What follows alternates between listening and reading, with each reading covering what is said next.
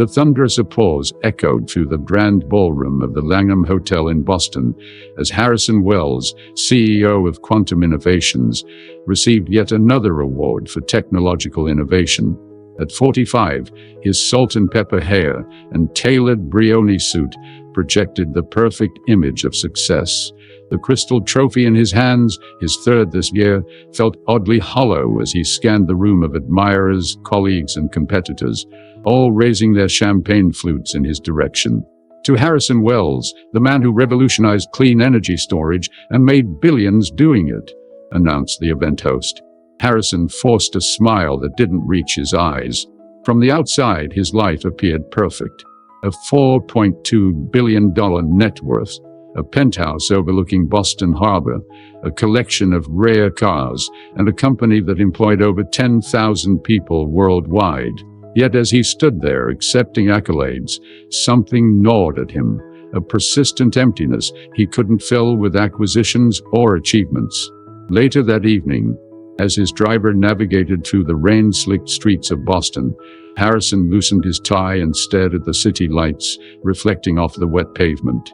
His phone buzzed with congratulatory messages and meeting requests, but he ignored them all. Tomorrow marked 15 years since he founded Quantum Innovations, transforming it from a startup in his garage to a global powerhouse.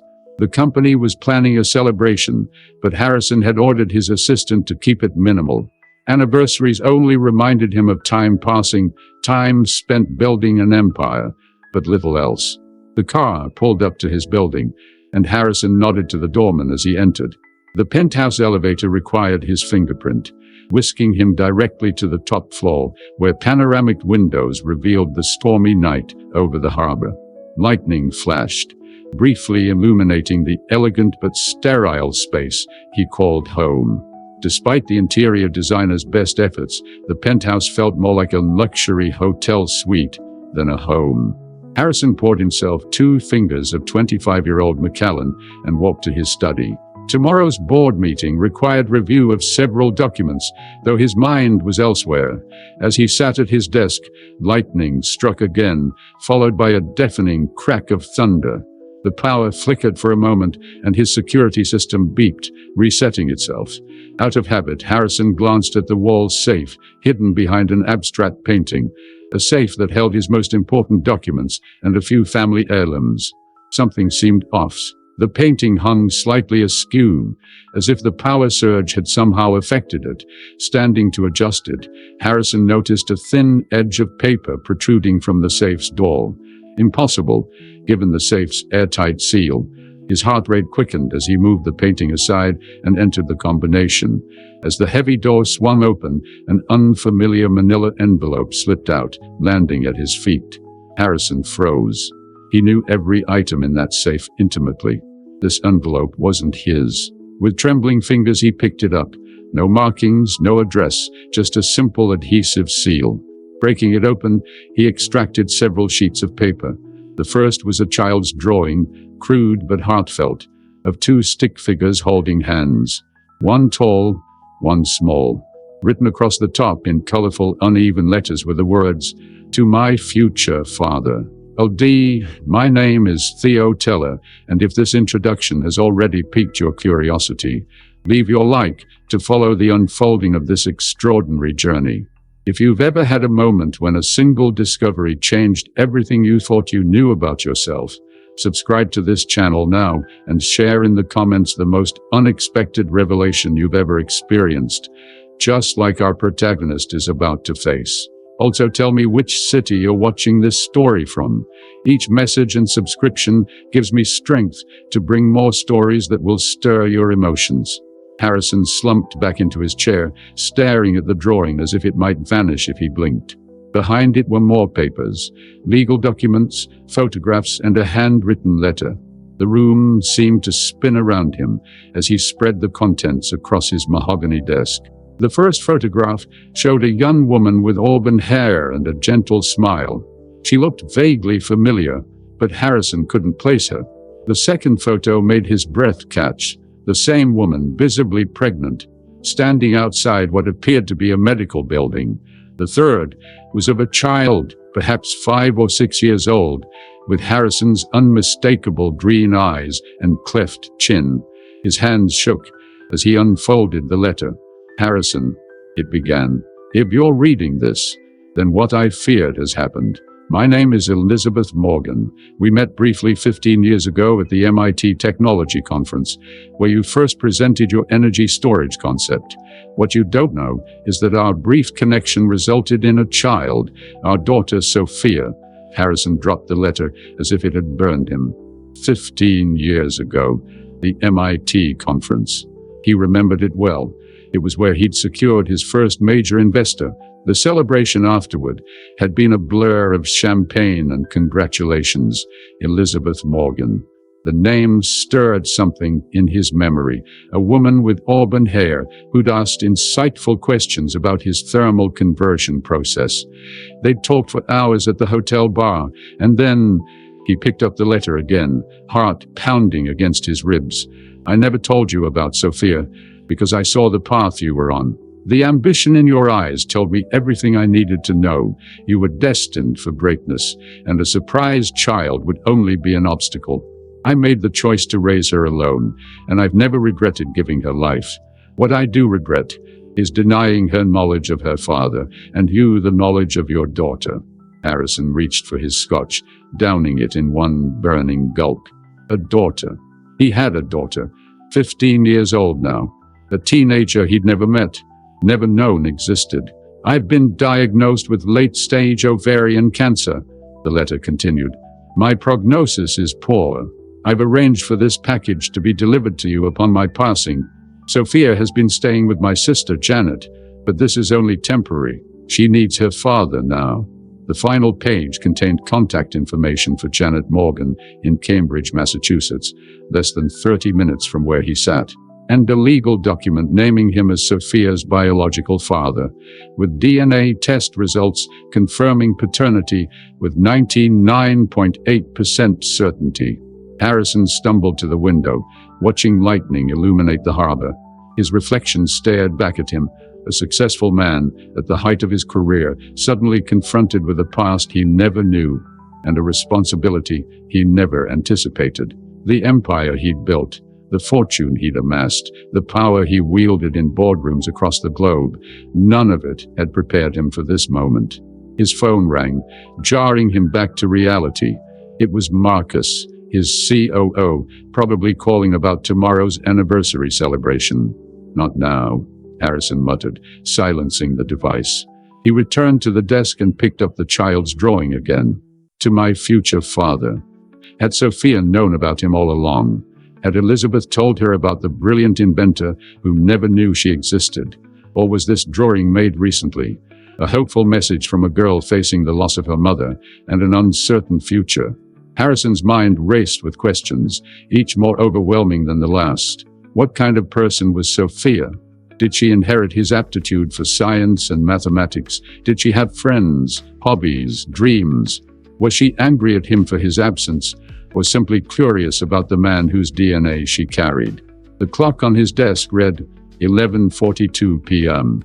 In less than 12 hours, he was supposed to address the board, accept their congratulations on 15 successful years, and announce their expansion into the European market. Instead, he now faced a decision that would redefine everything he thought he knew about his life and future. With unsteady fingers, Harrison reached for his phone and pulled up his assistant's contact. "Cancel everything," he texted. "Family emergency." The words felt foreign as he typed them. Family, a concept that had existed only in his distant past. Parents long deceased. No siblings, no spouse, no children. Until now. Morning arrived with harsh clarity, sunlight streaming through the windows Harrison had forgotten to shade. He'd spent the night pacing, rereading the letter, studying the photographs, and fighting an internal battle between disbelief and the undeniable evidence before him. He hadn't slept, hadn't changed out of his formal clothes from the award ceremony. The pristine CEO was now disheveled, unshaven, with dark circles under his bloodshot eyes. His assistant had responded to his text with appropriate concern, rescheduling his commitments for the week. Marcus, his COO, was less easily placated, leaving 3 voicemails expressing increasing levels of frustration about the anniversary event. Harrison ignored them all. For the first time in 15 years, quantum innovations wasn't his priority. After a cold shower and a change of clothes, Harrison studied the address in Cambridge. Janet Morgan lived in a modest neighborhood near Harvard Square. What would he say when he arrived unannounced? "Hello, I'm the billionaire father who never knew your niece existed until yesterday." He considered calling first, but feared rejection over the phone. No, this needed to be face-to-face. Harrison Wells, the man who negotiated billion-dollar deals without breaking a sweat, felt utterly unprepared for this encounter. The drive to Cambridge was surreal. Harrison dismissed his driver and took his rarely used Tesla, needing the act of driving to ground himself in reality. As he navigated the morning traffic, his mind conjured images of Sophia. Would she have his analytical mind? Elizabeth's warm smile. Would she want anything to do with him? Janet Morgan's home was a well-maintained Victorian with flowering bushes lining the walkway. Harrison sat in his car for 20 minutes, rehearsing what to say, before finally gathering the courage to approach the door. His finger hovered over the doorbell for several seconds before he pressed it. The woman who answered looked like an older version of Elizabeth. Same auburn hair, though streaked with gray, same gentle features. Her eyes widened with shock as she recognized him. "Harrison Wells," she said. Not a question, but a statement filled with 15 years of complicated emotions. "Janet Morgan," he replied, his voice barely steady. "I think we need to talk about Sophia." Janet's expression shifted from surprise to wariness. "Elizabeth said you might come someday. I just didn't expect it to be so soon after." Her voice trailed off, grief evident in her tired eyes. "I only received the package last night," Harrison explained. "I had no idea about any of it. About Sophia." Janet studied him, perhaps searching for sincerity, or perhaps simply processing the presence of the man her sister had kept at a distance for so long. "She's at school," Janet finally said. "She'll be home around 3. May I wait?" Harrison asked, surprising himself with the request. After a moment's hesitation, Janet stepped aside. "I suppose we have a lot to discuss before she gets home." Harrison entered the home, warm, lived-in, filled with books and photographs, so different from his sterile penthouse. Photos of Sophia lined the walls, documenting the childhood he'd missed. A toddler blowing out birthday candles, a gap-toothed elementary schooler holding a science fair ribbon, a preteen at a piano recital. In the living room, Janet offered him tea he didn't want, but accepted anyway, if only to have something to do with his hands. They sat across from each other, the silence heavy between them. "Elizabeth was diagnosed 18 months ago," Janet began, clutching her own teacup. "She fought hard, for Sophia's sake. She passed 2 weeks ago." "I'm sorry," Harrison said, the words inadequate but sincere. The letter didn't say much about her illness or when she wrote it. "She prepared everything about 6 months ago, when it became clear that treatments weren't working," Janet explained. "She debated for years whether to tell you about Sophia. In the end, she felt Sophia deserved to know her father, and you deserved to know your daughter." Harrison nodded, unable to articulate the complex mix of gratitude and anger he felt toward a woman he barely remembered. Gratitude for giving him a daughter, anger for keeping her a secret for 15 years. "What has Elizabeth told Sophia about me?" he asked, the question that had kept him awake all night. Janet sighed. "The truths, mostly. That you met at a conference, that you were brilliant and ambitious, that you never knew about her. Elizabeth always spoke of you with respect. She followed your career, showed Sophia news articles about your company's innovations." "So, Sophia knows who I am?" "She knows you're her biological father. She knows you're successful. But she doesn't know you as a person. No one does, really, do they, Mr. Wells? You're quite private for someone so famous. The observation stung with its accuracy. Harrison had deliberately kept his personal life out of the media, maintaining a carefully cultivated image of the focused, brilliant CEO. Few people knew the man behind the reputation. "What is she like?" Harrison asked, his voice barely above a whisper. Janet's expression softened for the first time. She's remarkable. Brilliant like both her parents, but kind in a way that can't be taught. She loves physics and music, plays piano beautifully. She's struggling now, of course. Losing her mother has been devastating. Harrison glanced at his watch, just past 10 a.m. 5 hours until Sophia would return from school. 5 hours to prepare for a meeting that would change both their lives forever. "I want to be part of her life," he said simply. "I don't know how to be a father, but I want to try." Janet studied him, weighing his sincerity. "And what about your empire, Mr. Wells? Where does a teenage girl fit into the life of a CEO who works 18-hour days?" It was a fair question, one Harrison had been asking himself all night. The answer came more easily than he expected. The empire can wait. Some things are more important. As the hours crept by, Harrison's anxiety grew. Janet had shown him Sophia's room, a space that revealed much about the girl he'd never known. Bookshelves lined with advanced physics texts stood beside a collection of vintage vinyl records. A cello rested in one corner, sheet music organized neatly on a stand. Science fair medals hung alongside photographs of Sophia and Elizabeth at various national parks. One wall featured a hand-painted mural of the cosmos, swirling galaxies and nebulae rendered with surprising skill. "She painted that herself last summer," Janet explained. "Elizabeth was already quite ill. Sophia said she wanted her mother to see the stars up close before."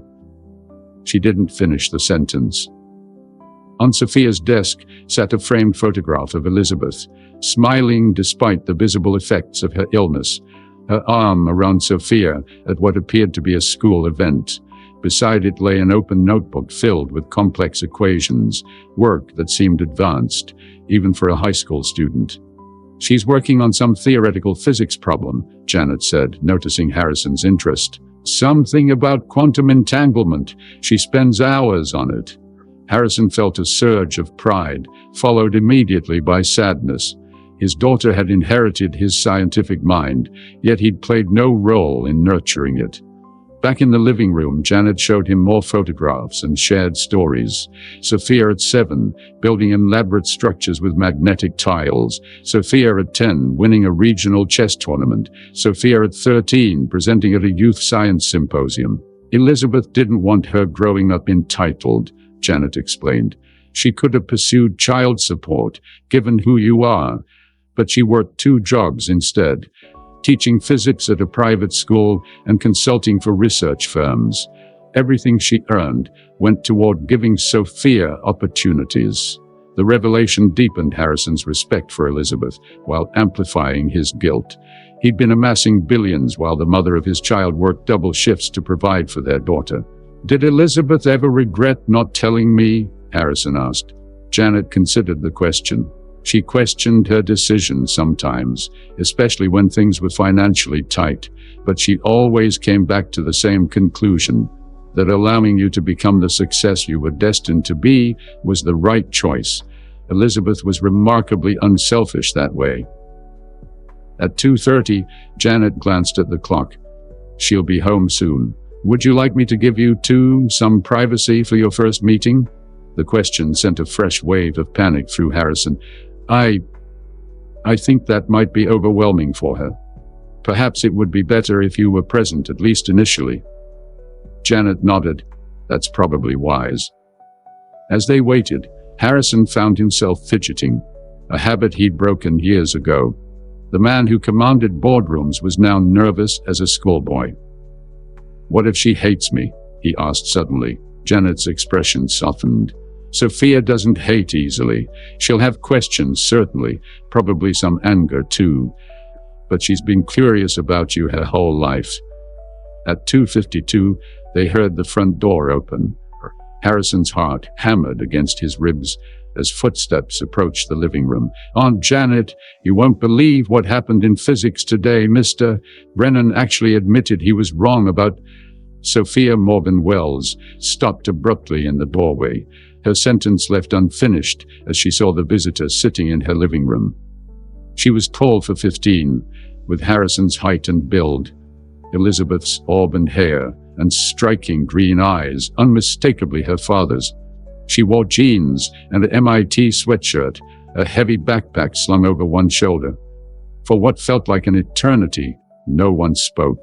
Sophia stared at Harrison, her expression cycling rapidly through shock, disbelief, and something unreadable. "You're him," she finally said, her voice steady despite the circumstance. "You're Harrison Wells." Harrison stood slowly, as if any sudden movement might shatter the moment. "Yes," he said simply, his own voice barely audible. "I'm Harrison. I'm your father." Sophia's gaze remained unflinching. "I know who you are. There are articles about you in my research folder." Her scientific mind seemed to be processing, analyzing the situation with remarkable composure. "Mom said you might come someday. I just didn't expect it to be now." "I didn't know," Harrison said, the words rushing out, "about you until last night. I found the package your mother prepared in my safes. I still don't understand how it got there, but—" "Mom had connections," Sophia interrupted. "She knew people who knew people. She was determined that you'd get it after she—" Her clinical detachment faltered for a moment. Janet rose and moved to Sophia's side. "Sweetheart, Mr. Wells, your father came as soon as he found out about you. He's been here most of the day." Sophia nodded, studying Harrison with an intensity that made him feel exposed. Was she looking for similarities, trying to reconcile the flesh and blood man with whatever image she'd constructed of her absent father? "Why are you here?" she asked, finally. The question carried no accusation, only genuine curiosity. Harrison took a deep breath. "Because I've missed 15 years of knowing an extraordinary person, my daughter, and I'd like the chance to know you now, if you'll allow it." Stories like these remind us of the power of unexpected connections, of lives intersecting in ways we never anticipated. If you believe in the possibility of new beginnings, consider subscribing to not miss what happens next in journeys like these. Sophia's gaze remained steady, analytical, as if she were examining a complex equation rather than meeting her biological father for the first time. She shifted her backpack to her other shoulder, a subtle movement that betrayed her discomfort despite her composed exterior. "I have calculus homework," she said finally, "and a cello practice at 6. It wasn't the response Harrison had anticipated, though he realized he shouldn't have expected anything specific. "What was the protocol for meeting the father you never knew existed?" "Sophia," Janet began gently, "perhaps you could take some time to talk with Mr. Wells first." Sophia shook her head slightly. "I need to process this alone." She turned to Harrison. "No offense, but finding out your billionaire father suddenly wants to know you after 15 years is a lot to take in." "Of course," Harrison replied, swallowing his disappointment. "I understand completely." "Do you?" Sophia challenged, a flash of emotion breaking through her composure. "Because I don't think you can possibly understand what this feels like for me." Harrison recognized the defense mechanism, the intellectual distancing, the slight aggression to mask vulnerability. He employed the same tactics himself in uncomfortable situations. "You're right," he conceded. "I can't understand exactly how you feel. But I do know what it's like to have your entire world shift in an instant." He gestured toward the couch. "Would it be all right if we just talked for a few minutes? You can still do your homework and make your practice." Sophia hesitated, glancing at Janet, who nodded encouragingly. With a sigh that seemed too weary for her 15 years, Sophia dropped her backpack and sat at the far end of the couch, maintaining maximum distance from Harrison. "Mom told me about you," she said, breaking the silence. "She said you were brilliant but focused on changing the world. That's why she never told you about me. She didn't want to distract you from your mission." Harrison felt a pang of guilt and gratitude toward Elizabeth. Even in her explanation to their daughter, she'd painted him in a favorable light.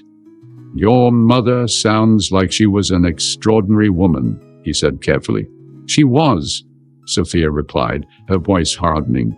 "She worked herself to exhaustion so I could have everything I needed. She should have asked you for help." The accusation hung in the air between them.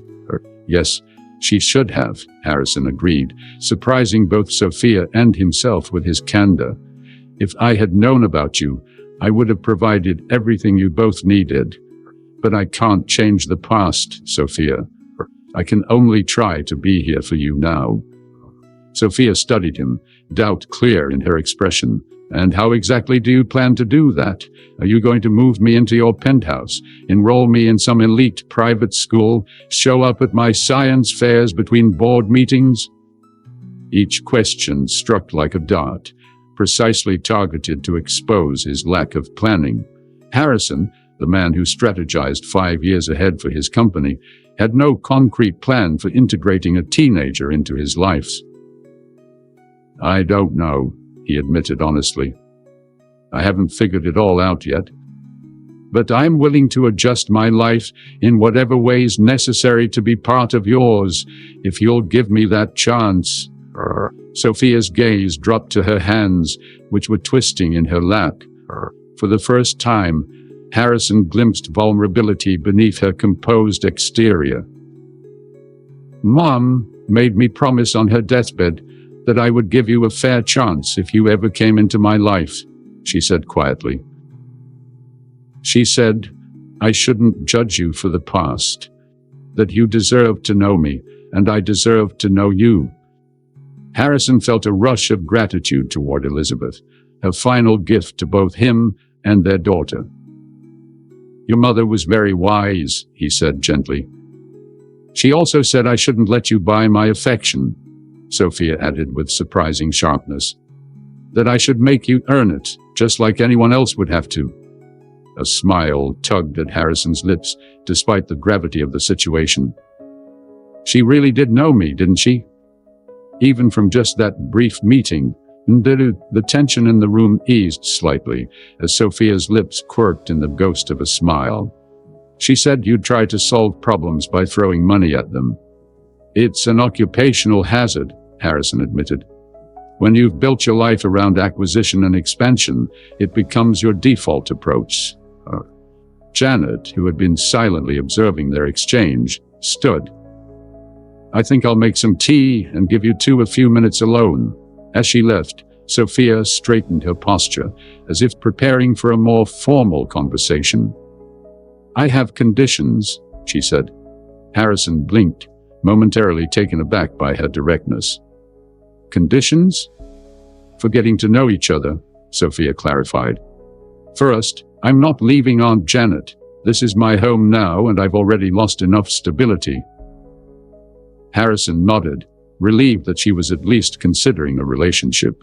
"I wouldn't ask you to uproot your life, especially after what you've been through.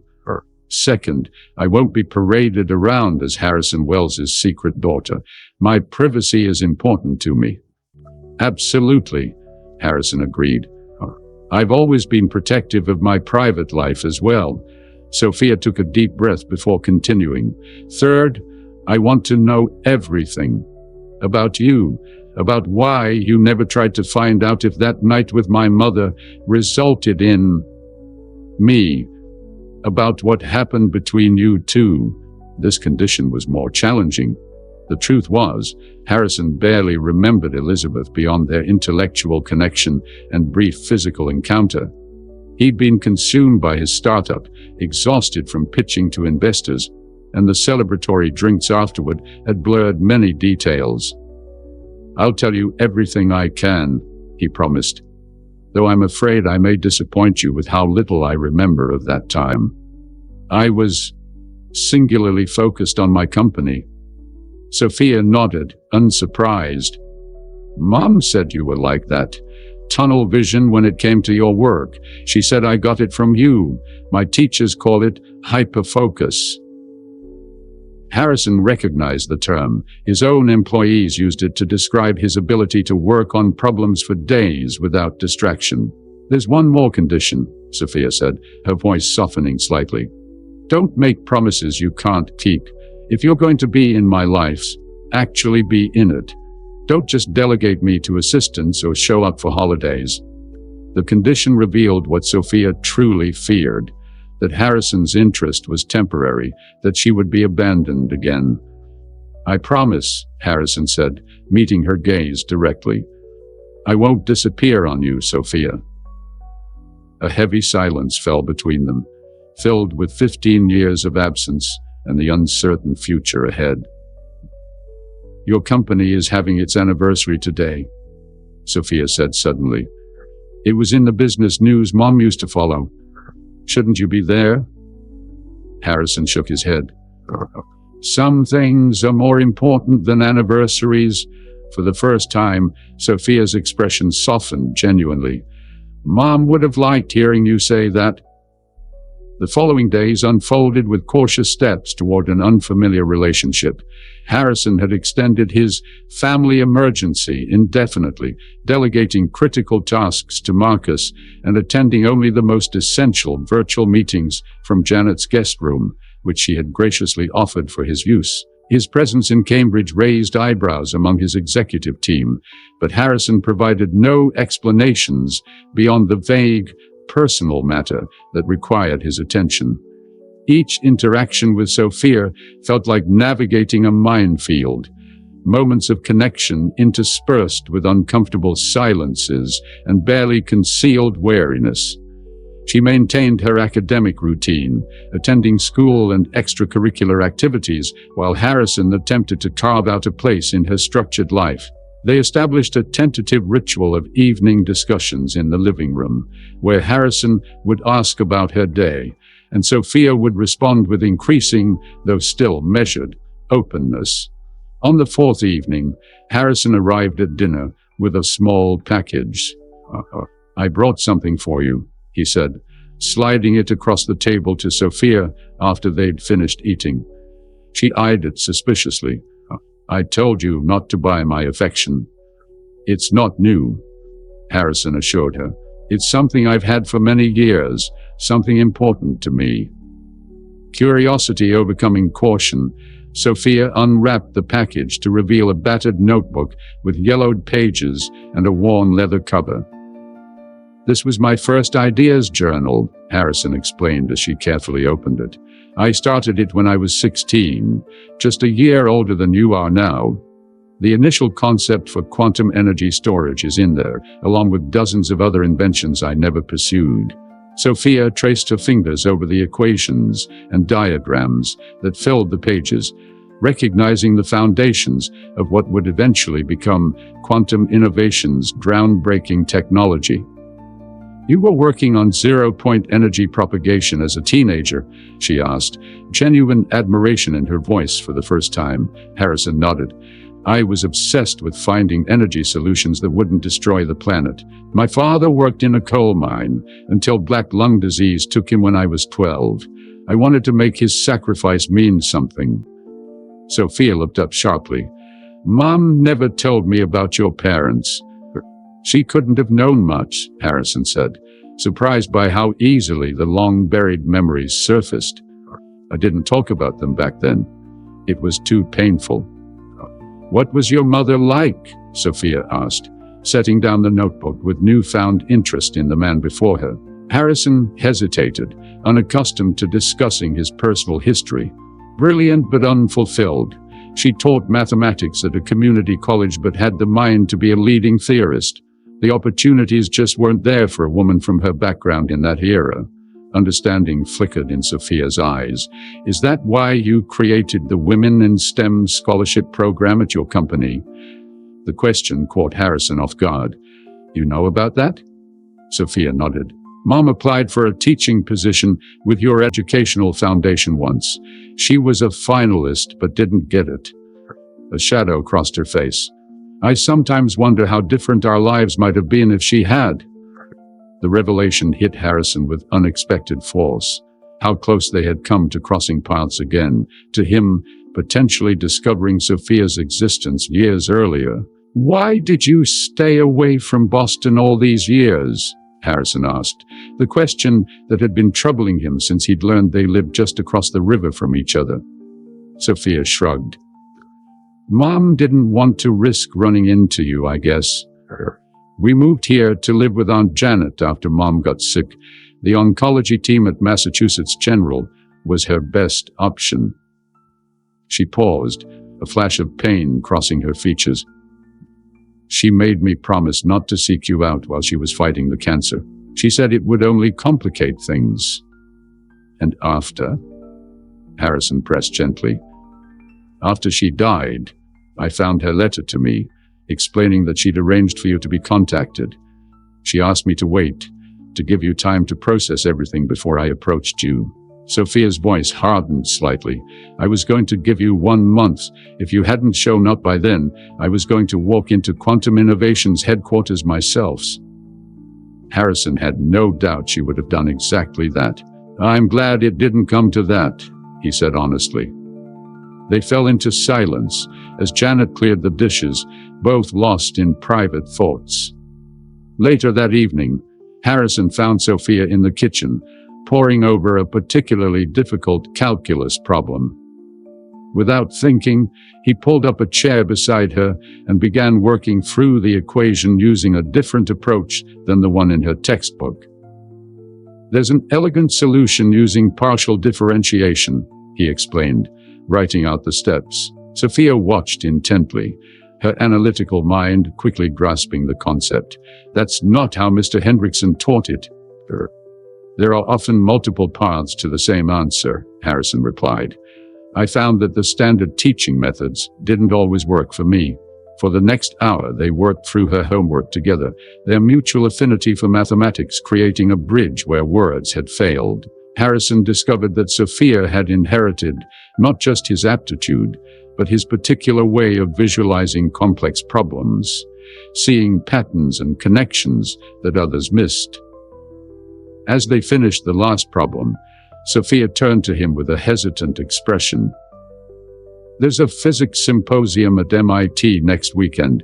I was going to present my paper on quantum entanglement and information transfer.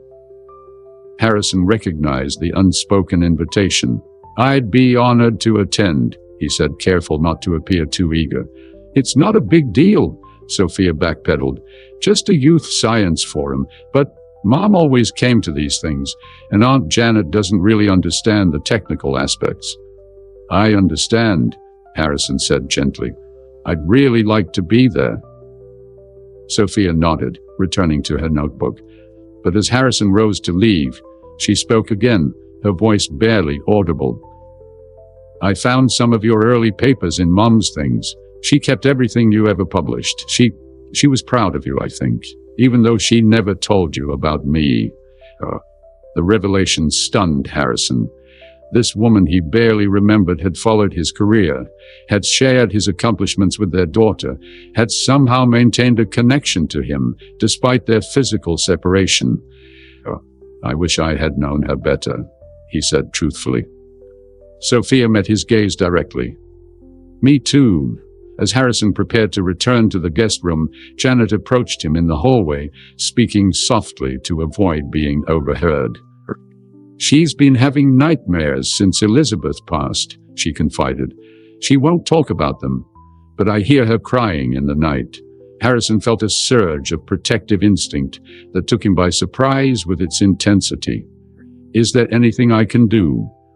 Janet's expression was both sympathetic and challenging. Be consistent, be present. Children who have lost a parent live with a constant fear of abandonment. She's testing you, Harrison. Every day you stay, every promise you keep, it matters more than you know. Harrison nodded. the weight of responsibility settling more firmly on his shoulders. He had built an empire by identifying problems and developing solutions, but the challenge before him now, earning his daughter's trust, healing the wound of his absence, required a different approach than anything he'd ever undertaken. That night, as he reviewed emails from his increasingly concerned executive team, Harrison made a decision. Pulling up a blank document, he began typing a message to the Quantum Innovations Board of Directors. The board meeting was called to order at 9 a.m. sharp, with Harrison joining virtually from Janet's guest room. The faces of 12 concerned executives filled his laptop screen, their expressions ranging from curiosity to barely concealed impatience. Marcus Denton, his COO and longest-serving colleague, spoke first. "Harrison, while we all respect your need for personal time, the situation has become untenable. The European expansion requires your attention. Investors are asking questions about your absence, and rumors are beginning to circulate. We need to know what's going on." Harrison took a deep breath. He had rehearsed this moment repeatedly over the past 2 days, weighing every possible approach. In the corporate world, he'd always maintained a calculated distance, revealing only what served his strategic objectives.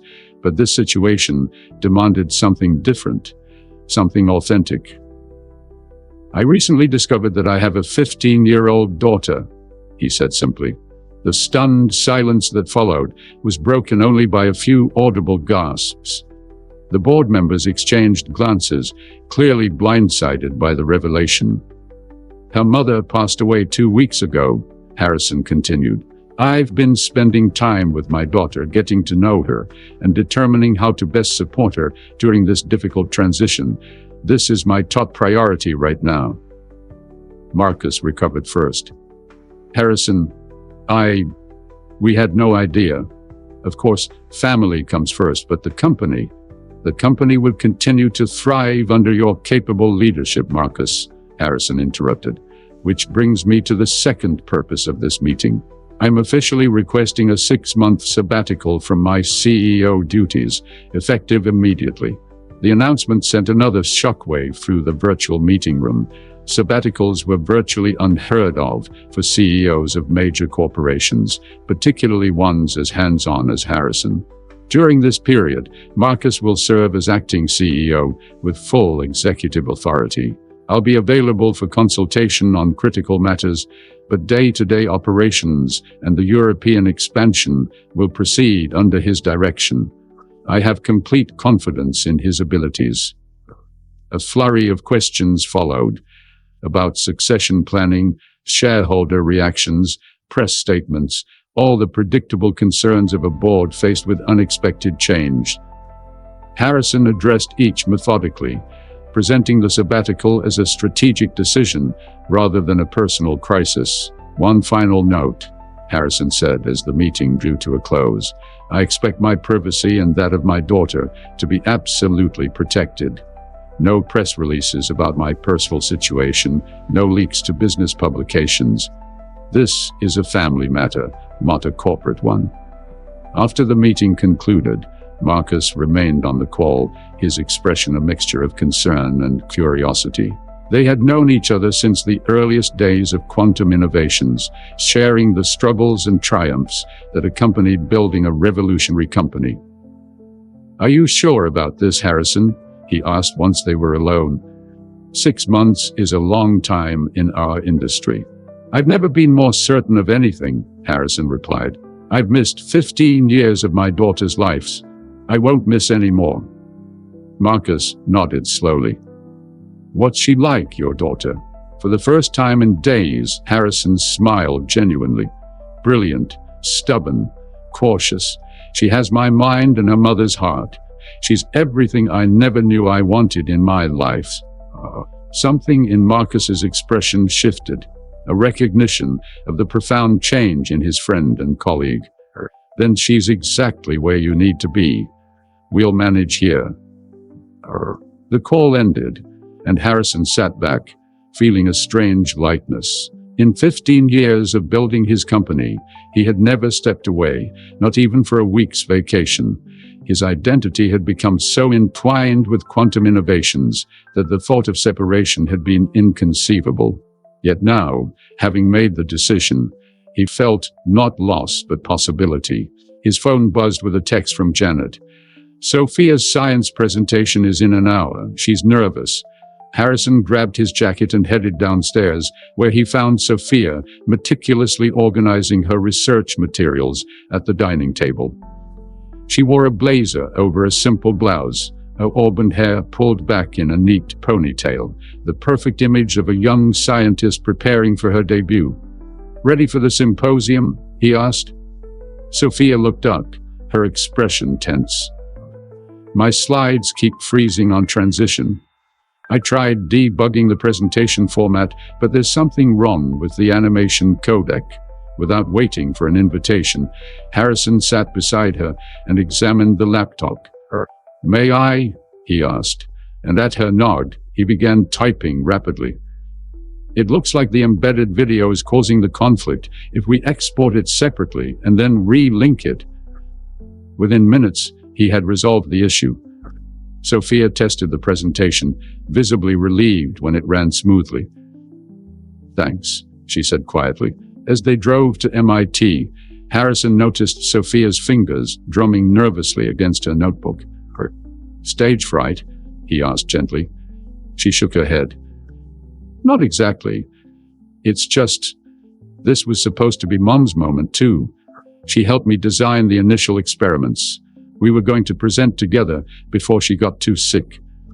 The revelation hit Harrison with unexpected force. "I didn't realize. I almost withdrew after she died," Sophia continued, staring out the window. "But she made me promise to see it through. She said good science shouldn't be silenced by grief." Harrison navigated the familiar streets surrounding his alma mater, memories of his own time at MIT mingling with the present moment. "Your mother sounds like she had remarkable wisdom." "She did," Sophia agreed, a hint of pride breaking through her sadness. "She always said that the greatest minds are those that keep asking questions, even when the answers hurt." As they parked and walked toward the physics building, Harrison noticed Sophia's pace slowing, her anxiety becoming more visible. On impulse, he stopped and turned to her. "Your mother should be here today," he said frankly. "And I know I can't replace her or fill the void her absence has created. But I want you to know I'm incredibly proud to be here, to see you present your work. From what I've glimpsed of your research, it's impressive by any standard, not just for someone your age." Sophia studied him, perhaps searching for insincerity but found none. "Mom would have liked hearing you say that," she said finally, echoing her words from days earlier. "I think," Harrison ventured carefully, "that she orchestrated this moment. You and me here, today. She could have chosen anyone to be your guardian, but she made sure I found out about you. She wanted us to know each other." Sophia's eyes glistened briefly before she blinked away the emotion. "She did. She told me once that denied connections were the greatest waste in the universe." The phrase struck Harrison deeply, the quantum scientist in him recognizing its elegance as both scientific metaphor and human truth. The symposium was held in a medium-sized lecture hall, already filling with young scientists and their mentors. As Sophia registered and prepared her presentation station, Harrison found a seat, deliberately choosing not to hover. This was her moment, not his, and she deserved the space to shine without his shadow. When Sophia's turn came, she approached the podium with unexpected confidence. "My name is Sophia Morgan Wells," she began, the hyphenated surname a surprise to Harrison. "My presentation today examines the potential for quantum entanglement to serve as a foundation for instantaneous information transfer across theoretical distances." For the next 15 minutes, she commanded the room with remarkable poise, explaining complex quantum concepts with clarity that belied her age. Her slides were meticulously designed, her experimental data compelling, and her theoretical framework sound. As she fielded questions from the panel of judges, established physicists from various universities, Harrison watched with growing amazement. This was no ordinary teenage science enthusiast. This was a genuine scientific mind coming into its own. When the winner was announced at the end of the symposium, Harrison felt no surprise but immense pride when Sophia's name was called. As applause filled the room, their eyes met briefly across the crowded space, a silent moment of shared triumph. Later, as they celebrated with ice cream at a small shop near campus, Sophia's choice, not his, Harrison received a text from Marcus. Board approved sabbatical unanimously. Press release going out tomorrow. CEO takes leave to focus on family matters.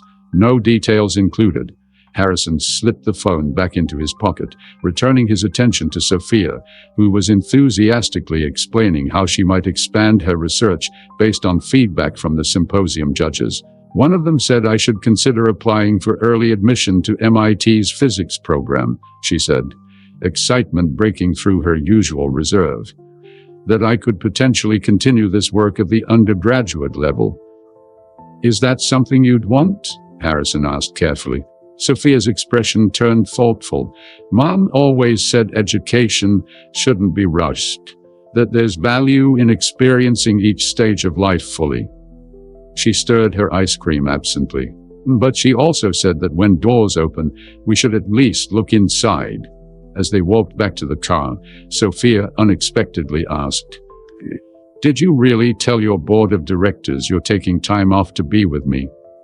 Harrison glanced at her surprised. "How did you know about that?" She shrugged. "Your company's stock dropped 3 points this afternoon. The financial alerts came through on my phone. The only logical explanation was some major announcement related to your continued absence." Harrison couldn't help but laugh. "You follow quantum innovation stock?" "I follow all the major clean energy companies," Sophia replied matter-of-factly. It seemed prudent to understand the industry my biological father was reshaping. Her nonchalant brilliance struck Harrison anew. "Yes," he confirmed, "I've taken a sabbatical to focus on what matters most right now, which is getting to know you." For the first time since they'd met, Sophia's carefully maintained walls seemed to truly lower, vulnerability showing in her expression. "What if I'm not what you expected? What if, after a few weeks, you realize being a father isn't what you want?"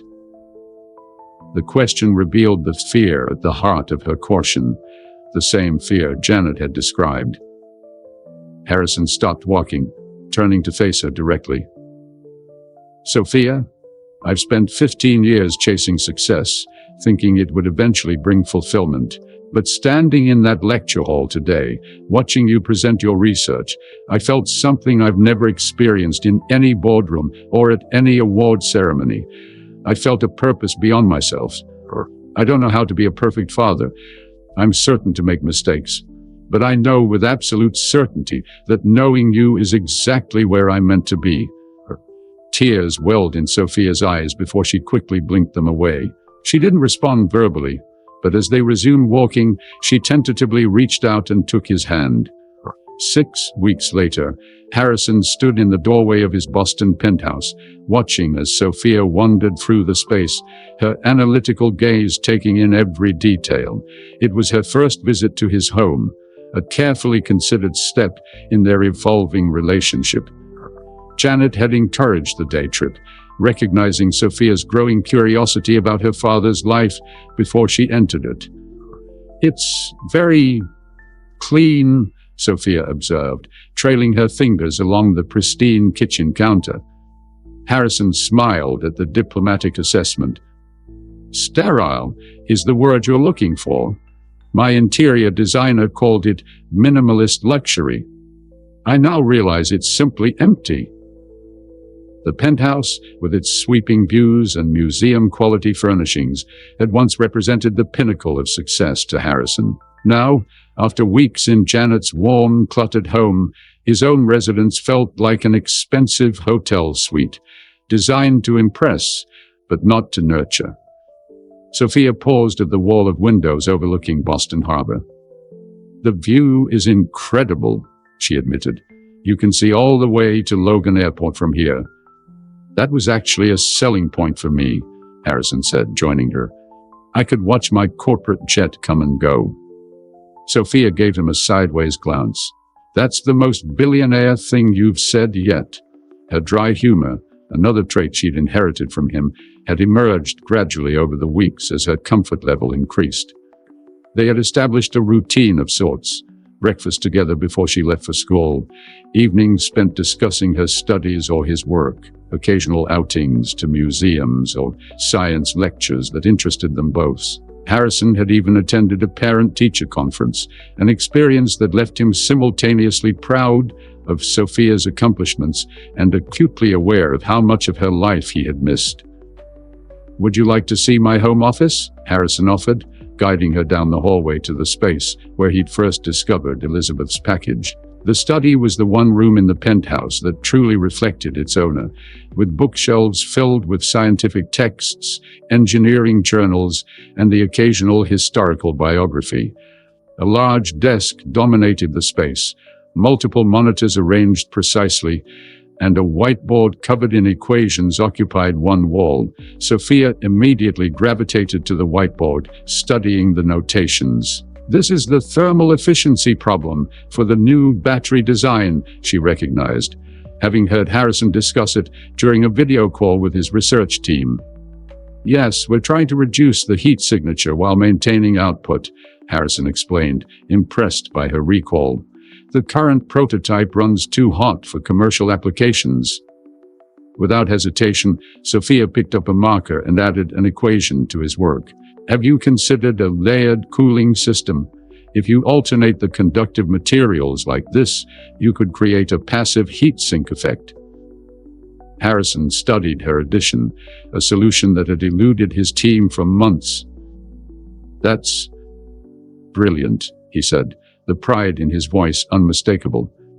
"Where did you come up with that approach?" Sophia shrugged, though her attempt at nonchalance was belied by the pleased flush on her cheeks. "I've been reading your published research on thermal dynamics. The solution seemed obvious when you examine the problem three-dimensionally instead of in layers. Marcus is going to be furious that a 15-year-old solved this before our entire R&D department," Harrison laughed, already imagining his COO's reaction. Sophia capped the marker carefully. "Would it be possible for me to see your laboratory sometime? Mom always wanted to visit, but..." She trailed off, the mention of Elizabeth still bringing a shadow to her expression. "Absolutely," Harrison replied, making a mental note to arrange a private tour. "Though I should warn you, our head of research might try to recruit you on the spot." As they continued through the penthouse, Sophia paused at a closed door. "What's in here?" Harrison hesitated. "That's the guest room, but it's not ready for viewing." Sophia's curiosity visibly piqued at his hesitation. "Why not?" With a resigned sigh, Harrison opened the door, revealing a space that contrasted sharply with the rest of the penthouse. The formerly empty guest room was now in the midst of transformation. The walls had been painted a soft blue-gray, and partially assembled furniture was arranged around the room, a desk, bookshelves, and what appeared to be a telescope stand near the window. Several unopened boxes from scientific supply companies were stacked in one corner. Sophia stood frozen in the doorway, her expression unreadable. "What is this?" "It's presumptuous, I know," Harrison admitted, suddenly uncertain. "I should have discussed it with you first. It's just... I thought you might want a space here. Not to live full-time," he added hastily, "but for visits, weekends perhaps, somewhere that felt like your own." Sophia stepped tentatively into the room, examining the astronomy posters waiting to be hung, the high-quality desk clearly chosen with her studies in mind. The telescope parts that, once assembled, would take advantage of the penthouse's elevation. "You did this for me?" she asked, her voice barely audible. "I had help," Harrison confessed. "Janet provided guidance on your preferences. The astronomy focus was her suggestion. She mentioned you and your mother used to stargaze. Sophia nodded, running her fingers along the desk edge. Mom and I would drive out to the countryside on clear nights. She taught me all the constellations. She turned to face Harrison. You didn't need to do this. I wanted to, Harrison said simply. I've missed so many birthdays, so many milestones. I can't reclaim that time, but I can make sure you have a place in my life going forward, a literal space that belongs to you. Sophia's composure wavered, the emotional weight of the gesture breaking through her careful defenses. For a moment, Harrison thought she might cry, but she quickly recovered, gesturing to the telescope parts. This is a Celestron Edge HD8. It's a serious instrument. Only the best for... Harrison caught himself before saying, my daughter, still cautious about claiming a relationship he was just beginning to earn. Only the best for an aspiring astrophysicist. Sophia knelt to examine the optical components. I'm not actually sure I want to be an astrophysicist. I'm still deciding between theoretical physics, quantum computing, and medical research. You have time to decide, Harrison assured her, and resources to explore all three paths, if you wish. They spent the next hour assembling the telescope together, Harrison following Sophia's lead as she expertly connected the components. Their collaboration was comfortable now, a natural rhythm established through weeks of getting to know each other. When Sophia encountered a challenging connection, she no longer hesitated to ask for Harrison's assistance, and when he offered suggestions, she considered them without immediate skepticism. As they worked, Harrison's phone rang repeatedly. Calls from Marcus about the European expansion, from the board chairman about the upcoming quarterly meeting, from the PR team about a feature in Fortune magazine. Each time, Harrison silenced the device without answering. You don't have to ignore your work because of me, Sophia observed as he declined the fourth call. I'm not, Harrison replied. I'm prioritizing what matters most at this moment. The company survived before I met you, and it can wait a few hours now. Sophia tightened the final screw on the telescope mount. When do you plan to go back? Full time, I mean. The question had been hovering between them for weeks, unasked. Harrison's sabbatical was nearly halfway complete, and though he'd maintained contact with key executives and signed critical documents, his presence at Quantum Innovations had been minimal. I haven't decided, Harrison admitted. I initially thought 6 months would be sufficient to establish whatever this is becoming between us, but I'm finding that time frame inadequate. You can't stay away forever, Sophia pointed out pragmatically. The company needs its CEO. Harrison smiled at her practical assessment. Actually, Marcus is doing an excellent job as acting CEO. The European expansion is ahead of schedule, and our stock has recovered from the initial drop after my sabbatical announcement. But Quantum Innovations is your legacy, Sophia persisted. You built it from nothing. True, Harrison acknowledged, but I'm beginning to realize that legacy isn't just about what you build, it's about who you impact. He met her gaze directly. You are also my legacy, Sophia, a far more important one than any company. Sophia looked away, uncomfortable with the weight of his words. You hardly know me. I'm learning, Harrison said gently. And what I'm discovering is that you are extraordinary in ways that have nothing to do with your intelligence or academic achievements. Your resilience, your compassion, your integrity, those qualities can't be taught. Your mother did an incredible job raising you. At the mention of Elizabeth, Sophia's expression softened. She would be surprised to see us here like this. She always worried you'd resent her if you ever found out about me. I could never resent the woman who gave me such a remarkable daughter, Harrison said, with complete sincerity. My only regret is not knowing her better, and not having the chance to thank her. As evening approached, they ordered dinner from Harrison's favorite restaurant, eating at the kitchen island rather than the formal dining table. Sophia recounted her day at school, describing a heated debate in her physics class about string theory with an animation Harrison had come to treasure. Mr. Brennan actually admitted he hadn't considered the dimensional implications, she concluded with satisfaction. He's assigning me additional reading on the subject. Harrison listened attentively, struck once again by how thoroughly she had inherited his scientific mind, but applied it with a passion and curiosity that was entirely her own. Elizabeth's influence, he presumed, that human element that balanced cold logic with warm intuition. As he drove her back to Cambridge that night, Sophia was unusually quiet, gazing out at the city lights.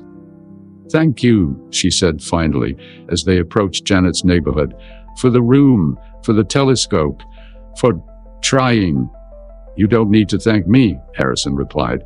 "I should be thanking you for giving me a chance to be part of your lives." Sophia turned to face him, her expression serious. "I've been thinking about something. My legal situation, I mean. Right now, Aunt Janet has temporary guardianship, but eventually the courts will want a permanent arrangement." She hesitated. "Would you want legal custody? Shared with Aunt Janet, I mean, so I could spend time in both homes?" The question caught Harrison entirely off guard.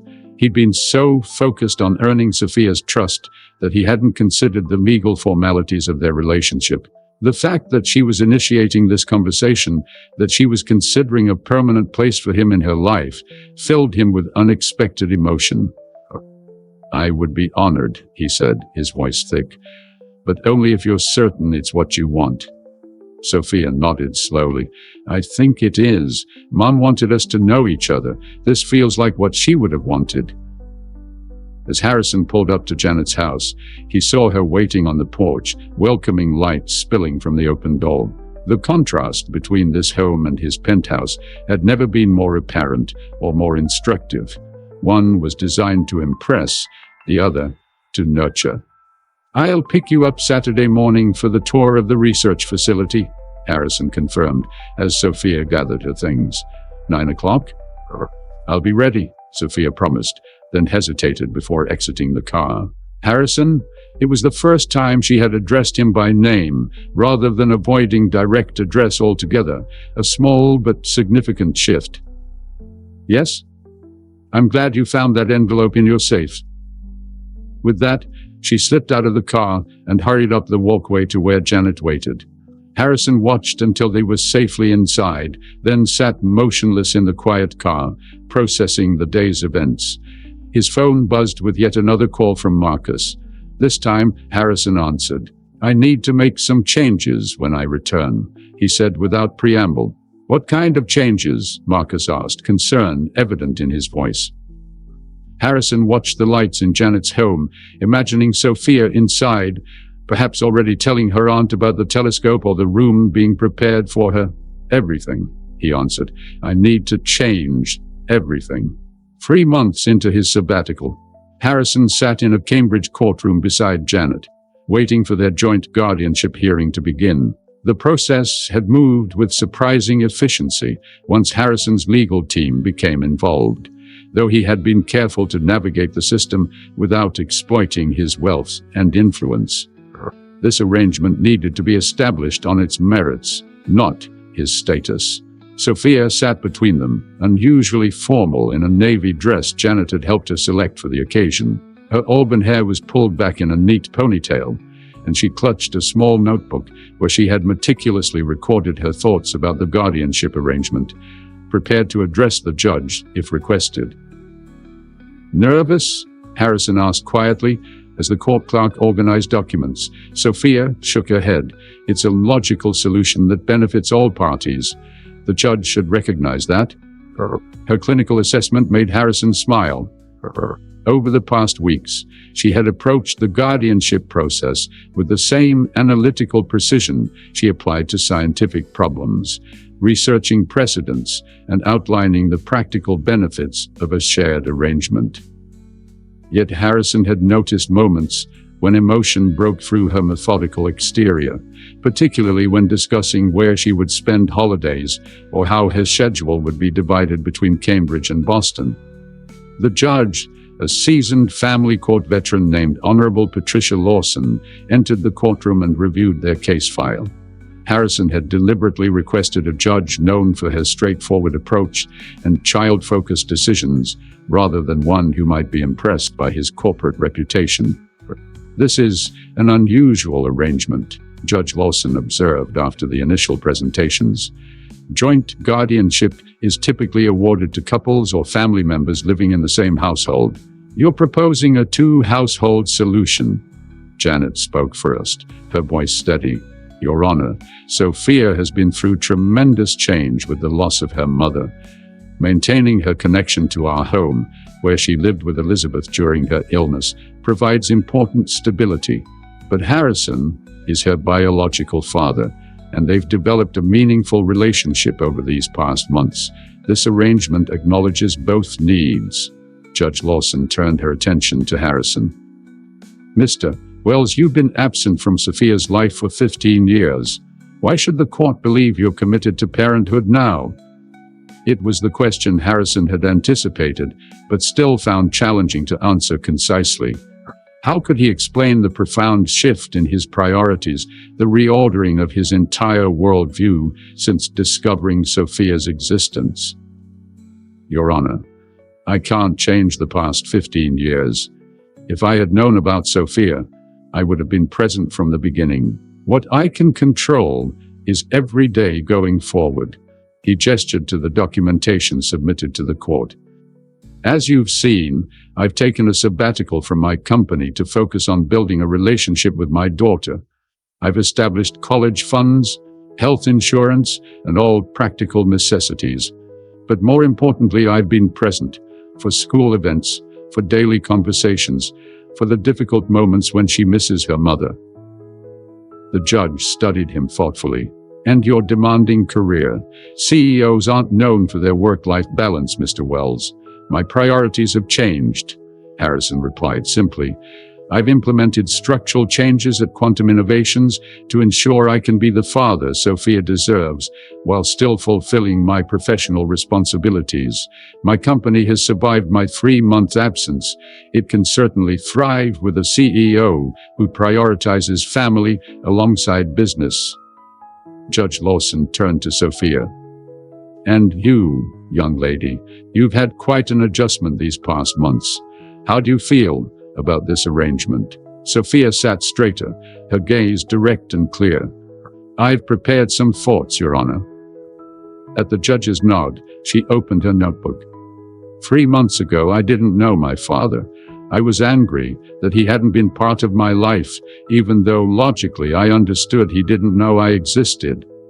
I was also grieving my mother and afraid of more change. Her voice remained steady, though Harrison noticed her fingers tightening around the notebook. "What I've learned since then is that family can expand in unexpected ways. My Aunt Janet has been my constant support, especially during Mom's illness. She knows my history, my habits, my griefs. Harrison, my father, is new in my life, but he's proven himself committed and reliable. He offers different perspectives, challenges me intellectually, and has created space for me in his world." Sophia glanced briefly at Harrison before continuing. "I've analyzed the practical aspects of joint guardianship and believe it's the optimal solution. I maintain the stability of my aunt's home while developing a relationship with my father. The alternating schedule we've proposed allows me to maintain my school and extracurricular activities while spending weekends and holidays with both guardians." Judge Lawson smiled slightly. "That's very well articulated, Sophia. But beyond the practical arrangements, how do you feel about this shared guardianship?" Sophia hesitated, her carefully prepared notes not addressing this more emotional question. "I feel fortunate," she said finally. "Many people who lose a parent don't have the support system I have. My mother made sure I would be cared for by people who love me." Her composure wavered slightly. This arrangement honors what she wanted for me." The judge nodded, turning her attention back to the legal documents.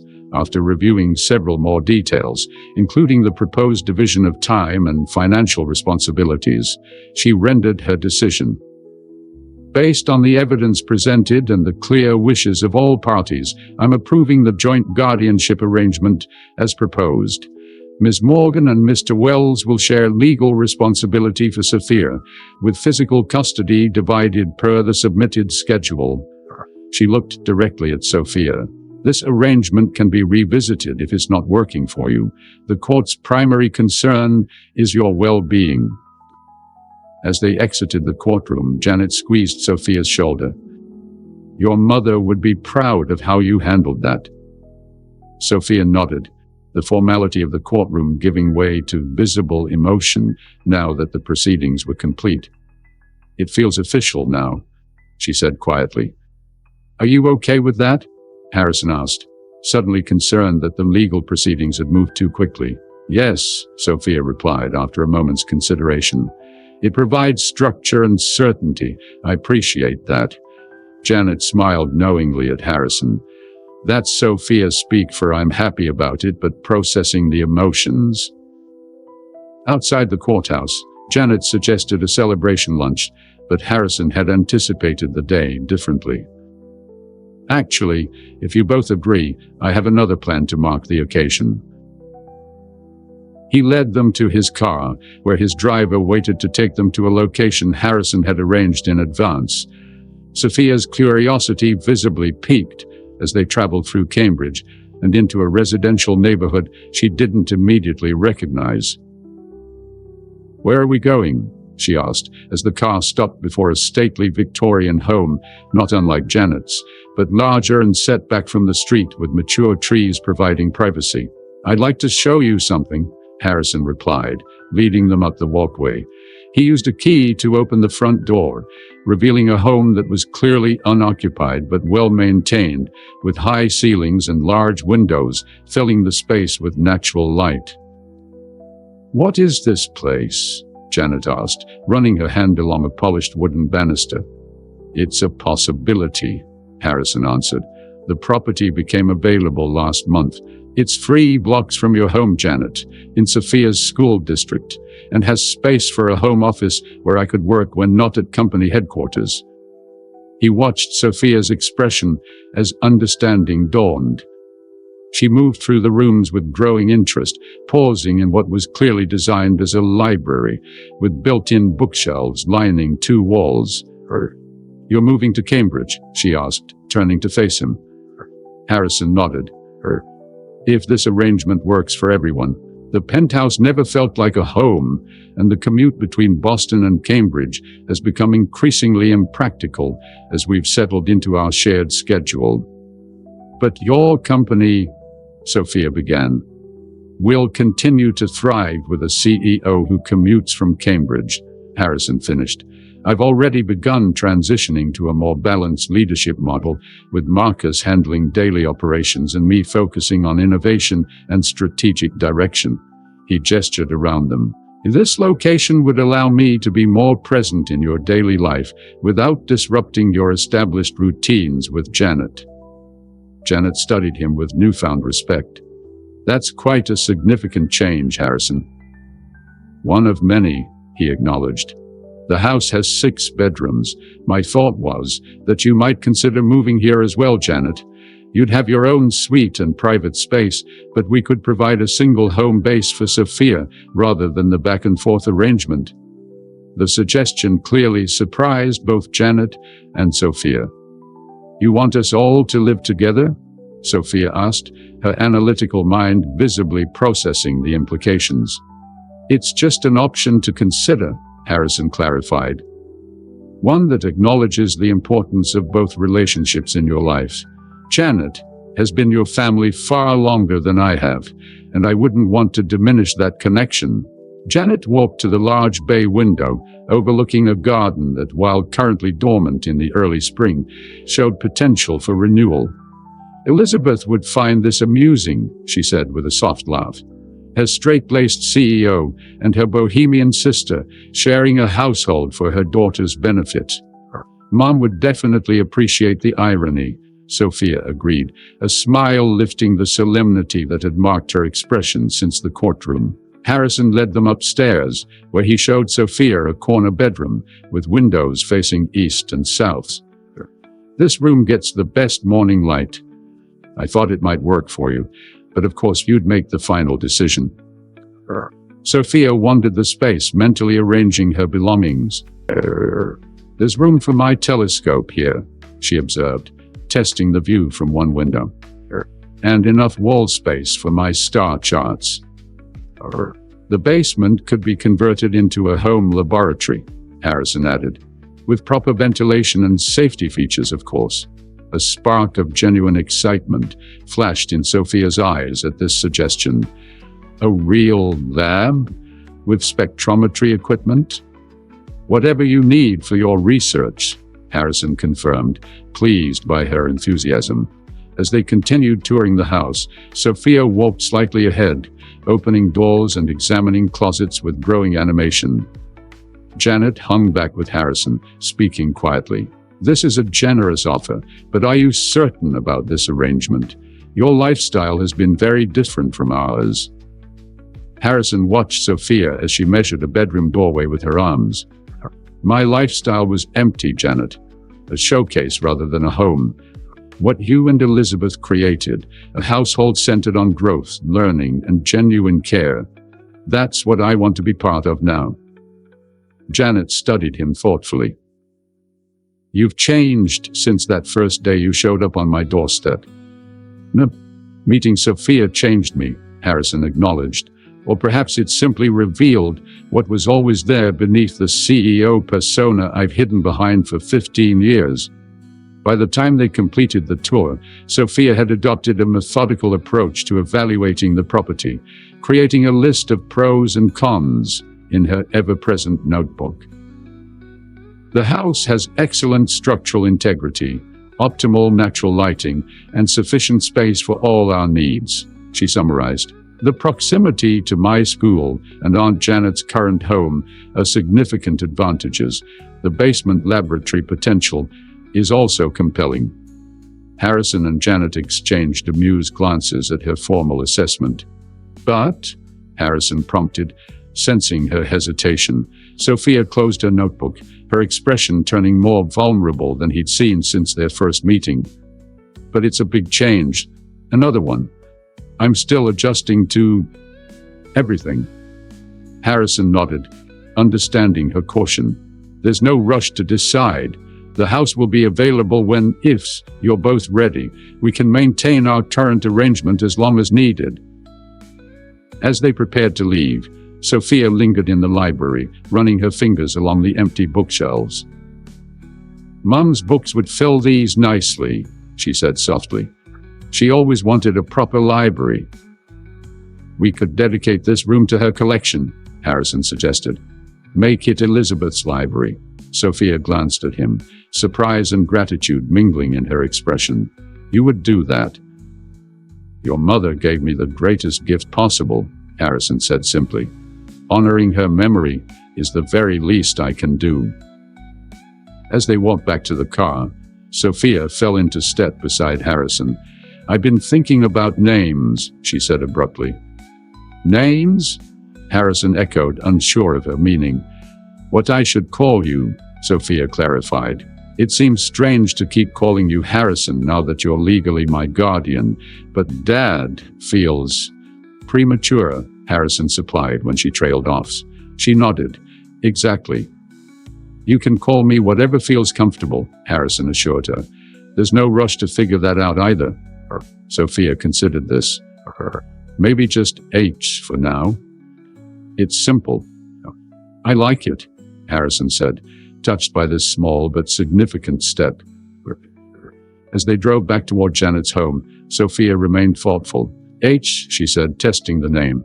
When he turned toward her, she continued, Thank you for not trying to replace Mom, for understanding that I can have both of you in different ways. Your mother will always be your mother, Harrison replied gently. Nothing changes that. Sophia nodded, gazing out at the Cambridge streets they now both called home. She used to say that the universe has a strange way of putting things right eventually. A small smile touched her lips. I think she'd be pleased with how things are turning out. 1 year after finding the envelope in his safe, Harrison stood in the backyard of the Cambridge Victorian, watching as guests mingled under string lights that crisscrossed the garden. The once empty house had transformed into a true home, filled with an eclectic blend of Harrison's minimalist taste, Janet's artistic flair, and Sophia's scientific precision. The garden, once dormant, now flourished with flowers Elizabeth had favored, planted by Sophia as a living memorial to her mother. The occasion was twofold: Sophia's 16th birthday and the 1-year anniversary of Harrison's entry into her life. The guest list reflected the integration of their formerly separate worlds: Sophia's school friends and teachers, Janet's artistic colleagues, and a select few from Harrison's professional circle, including Marcus, who had transitioned seamlessly into his role as Quantum Innovations' Chief Operating Officer. Harrison surveyed the gathering with quiet satisfaction. The past year had brought challenges as they adjusted to their unconventional living arrangement, but the rewards had far exceeded his expectations.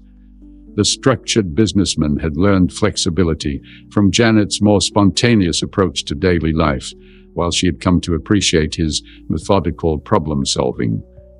And at the center of it all was Sophia, flourishing in an environment where both her scientific mind and emotional needs were nurtured. "You're looking contemplative," Marcus observed, joining Harrison with a glass of sparkling cider. "Anniversary reflections?" Harrison nodded. "A year ago, I thought I had everything figured out. My 5-year plan for the company was meticulously plotted, my personal goals all career-focused." He gestured toward Sophia, who was explaining something animatedly to her physics teacher, her hands moving in the precise patterns Harrison recognized from his own presentations. "And then everything changed in an instant. For the better," Marcus noted. "I've never seen you this content." The observation was accurate. The restlessness that had driven Harrison throughout his career, the constant need for the next achievement, the next innovation, had been replaced by a deeper sense of purpose.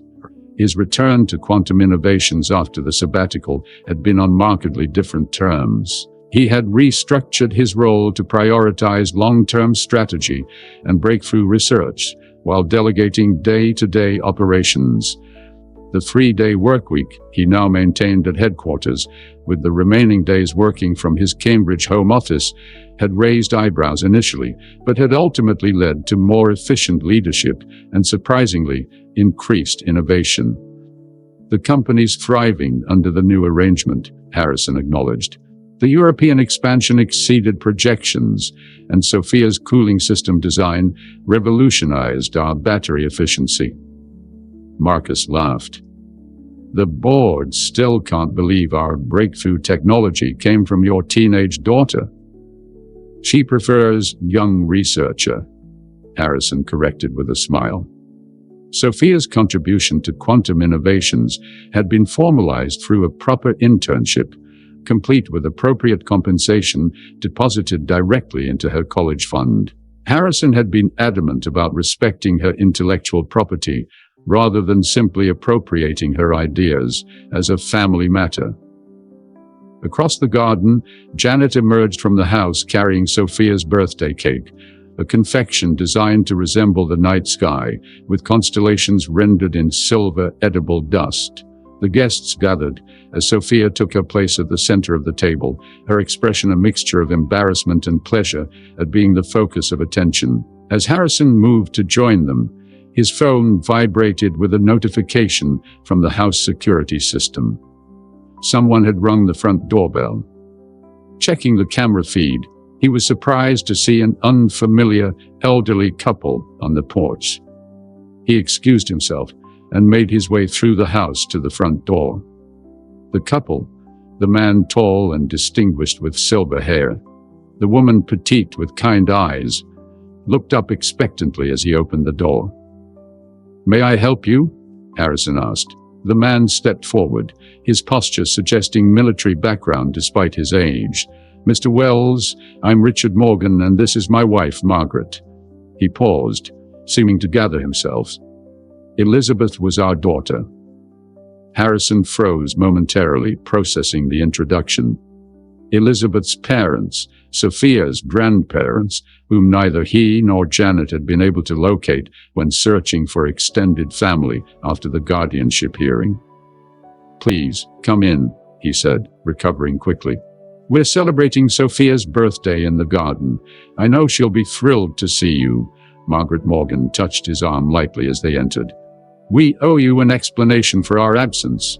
We've been living overseas, Richard's final military posting in Germany. Elizabeth's letters stopped coming months before her passing, and we only learned of her death when we returned to the States 3 weeks ago. It's taken us this long to trace Sophia," Richard added, his voice tight with emotion. "We feared we'd lost her to the system until a former neighbor mentioned Janet had been caring for her." As Harrison led them through the house toward the garden, he provided a brief overview of the past year, the discovery of Sophia's existence, the joint guardianship with Janet, the blended household they had created. The Morgans listened intently, exchanging glances that suggested both relief and lingering questions. When they reached the garden doors, Harrison paused. "Sophia has just started to truly heal from her mother's loss. Meeting you will mean the world to her, but it may be emotional." Richard nodded in understanding. "We are prepared for that. We just want to know our granddaughter." Harrison led them into the garden, just as the birthday song concluded. Sophia, standing before her cake with 16 candles glowing, spotted them immediately. Her eyes widened in recognition. Whether from photographs or some deeper genetic memory, Harrison couldn't tell. "Grandpa," she whispered, loud enough to carry in the sudden silence. "Grandma?" Janet turned sharply, her own surprise evident as she recognized her former in-laws. "Richard? Margaret? How?" But Sophia was already moving, crossing the garden with uncharacteristic impulsiveness to embrace the grandparents she'd never met but instantly recognized from her mother's stories and photographs. The three of them formed a tight circle, decades of separation dissolving in an instant of connection. The party guests respectfully created space around this reunion, many drifting toward the refreshment table to give the family privacy. Harrison remained where he was, watching as Sophia introduced Janet to her grandparents. A formality, given that Janet had been married to their son before his death years earlier, but necessary after so much time apart. After several minutes of emotional exchange, Sophia turned and scanned the garden until her eyes found Harrison. She beckoned him over, with an urgency he rarely saw in her usually composed demeanor. "This is Harrison," she told her grandparents as he joined them. "My father." The simple introduction, stated without qualification or explanation, caught Harrison by surprise. Sophia had gradually transitioned from calling him H to occasionally using "my father" when describing him to others, but the direct acknowledgement still filled him with a sense of honor and responsibility. Richard Morgan extended his hand, his grip firm and assessing. "So you're the man who's been raising our granddaughter?" "Along with Janet," Harrison clarified, nodding toward her. "It's been a true partnership." Margaret studied Harrison with keen eyes that reminded him strongly of Sophia's analytical gaze. "Elizabeth mentioned you in her letters years ago. She said you were brilliant and driven." "She was too kind," Harrison replied. "I've only recently begun to understand what truly matters." Sophia, her initial emotions settling into her more familiar composed state, took charge of the situation with characteristic efficiency. "You should stay for cake," she told her grandparents. And then, I want to hear everything about your time in Germany. Mom always said you'd tell me your stories someday. As they rejoined the party, Harrison hung back slightly, watching as Sophia seamlessly integrated her newly discovered grandparents into the celebration. Her adaptability continued to impress him. The ability to absorb new developments and incorporate them into her understanding of the world. Janet appeared at his side, her expression thoughtful. The universe really does have strange ways of putting things right, she said, echoing Elizabeth's philosophy. First you, now her grandparents. Sophia's family keeps expanding in ways none of us could have predicted. The observation struck Harrison deeply. A year ago, he had been a solitary figure in a sterile penthouse, his only connections transactional and professional. Now, he stood in a garden filled with a complex web of relationships, biological, legal, and chosen family intertwining to create something stronger than any single connection could provide. As the celebration continued, Sophia approached him with a plate of cake. The grandparents want to move back to Boston, she informed him matter-of-factly. They asked if I'd consider spending summers with them when they find a place. How do you feel about that?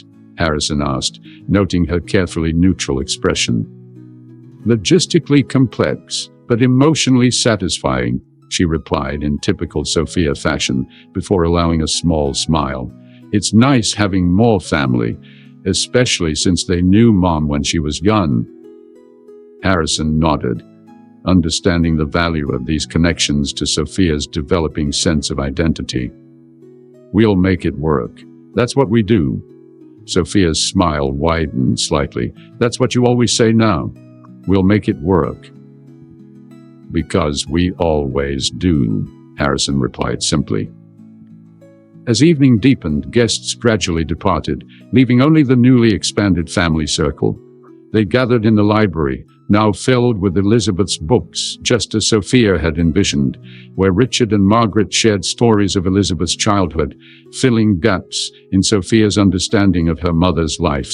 Harrison sat slightly apart, content to observe as Sophia absorbed these new pieces of her history.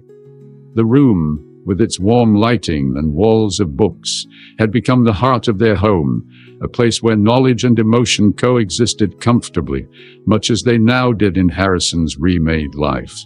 Later, as the Morgans prepared to leave with plans to return the following weekend, Sophia walked Harrison to the garden, where the string lights still illuminated the spring flowers. I have something for you, she said, retrieving a carefully wrapped package from behind a potted plant. I was waiting for the right moment. Harrison unwrapped it to find a framed drawing, the same child's artwork he had discovered in his safe a year earlier, with its simple stick figures and colorful lettering, "To my future father." Mom had me make this when I was 6, Sophia explained. She said someday you might find us, and she wanted you to have something I'd created. She touched the frame lightly. I thought you might want the original for your office. I made a copy for myself. Harrison studied the drawing, this simple artifact that had altered the course of his life more profoundly than any business decision or technological breakthrough. Thank you, he said, the words inadequate for the emotion behind them. Sophia nodded, understanding. After a moment, she spoke again, her voice unusually hesitant. There's something else I wanted to discuss with you. Go ahead, Harrison encouraged. I've been thinking about names again, she said. Last year, Harrison felt too formal, and Dad felt too presumptuous. But now, she paused, gathering her thoughts with the careful precision he had come to cherish. I think I'd like to call you Dad, if that's okay with you. The simplicity of the request belied its profound significance. In that moment, Harrison recognized the completion of a circle that had begun with a child's drawing, placed in his safe by a mother he barely remembered, but who had, in her final act, given him the greatest gift of his life. I would be honored, he said, his voice steady despite the emotion threatening to overwhelm him. Sophia nodded, seemingly satisfied with the exchange. With the pragmatism that defined her approach to emotional matters, she moved on to a related topic. I've also been considering my legal name. The court documents list me as Sophia Morgan Wells, but I've continued using just Morgan at school. I think I'm ready to use both names officially. Your mother would approve, I think, Harrison said. She gave you both legacies for a reason. Sophia looked up at the night sky, where stars were becoming visible beyond the garden lights. Mom used to tell me that we're all made of stardust, atoms forged in distant stars, billions of years ago, now assembled into us. She said that made us all connected, even when we seem separated by time or distance. She turned to Harrison. I think she always knew we'd find each other eventually. Your mother was wiser than I ever realized, Harrison acknowledged. As they walked back toward the house, where Janet was showing her former in-laws' family photographs in the living room, Harrison reflected on the extraordinary journey of the past year. The CEO, who had once measured success in billions of dollars and market domination, now found his greatest achievement in the trust of a teenage girl who called him Dad. The man who had built an empire of clean energy technology had discovered that the most powerful form of energy was the love that now filled a once empty lives. Sophia paused at the garden door, turning back to look at him with an expression that reminded him powerfully of the moment they first met. You know, she said thoughtfully, in quantum physics, entangled particles remain connected no matter how far apart they travel. Changes to one immediately affect the other, even across vast distances. Harrison smiled, recognizing the scientific metaphor for what it was. Sophia's way of expressing the connection that had existed between them even before they knew of each other's existence. Like father and daughter, he suggested. Exactly, Sophia replied with a rare, unreserved smile. Quantum entanglement of the heart. I've reached the end of this story, but I hope it continues through you. If this narrative touched your heart or made you reflect on your own connections, become part of our community of storytellers. Click the subscribe button. This small gesture means so much to me. Share in the comments which moment of this journey resonated most deeply with you, and whether you've experienced similar unexpected connections in your own lives. Your stories are the true treasure of this channel, and they're why we continue sharing these narratives week after week, reminding us all of what truly matters. Until our next story, which I promise will be as special as you, who have stayed with me until the end.